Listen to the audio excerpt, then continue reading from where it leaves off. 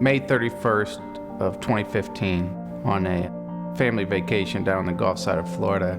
I'd been like a swimmer all throughout high school, so I felt comfortable in the ocean and diving. When I got what I thought was like knee to waist deep, I dove, quickly realized when I was conscious and unable to move that something was really, really wrong. I was told that I suffered a spinal cord injury at the C3, C4 level, which is really, really high. That's why if you look at me, I can pretty much only shrug my shoulders. The ReHAB clinical trial is focused on restoring upper limb movements to people who have had paralysis due to chronic spinal cord injury. We're really doing what is a first-in-man application, something that's never been done before. Somebody who once was paralyzed can now just think about moving, much like able-bodied persons do, and their arm and hand will respond in the way they intended. Even feeling and seeing your arm move when you haven't had it move, for 5-6 years is something that never gets old. Our current research participant underwent 2 surgeries to implant electrodes into his arm to reanimate movements of his arm and hand. And he also received implanted electrodes in his brain to capture his signals related to desired movement.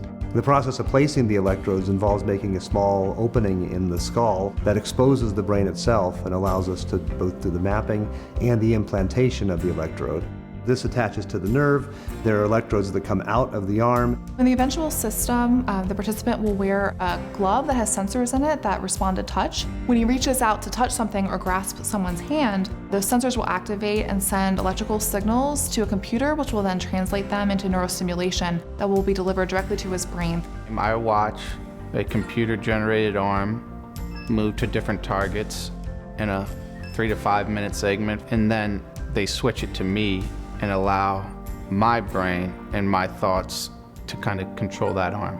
We would love to be able to expand this program to other cities, other states. It's expensive to do the operations. All of the hardware that we use is difficult to obtain. It limits the number of people that we can implant and study. We're starting to get into like 3 degrees of motion, which is not just like move your arm to the left or right, but maybe move your arm while opening or closing your hand, and now incorporating your shoulder up or down. Within the next several years, our hope is to be able to create what we call a bidirectional neuroprosthesis, one that allows the person to move and also allows the person to sense when they're touching an object.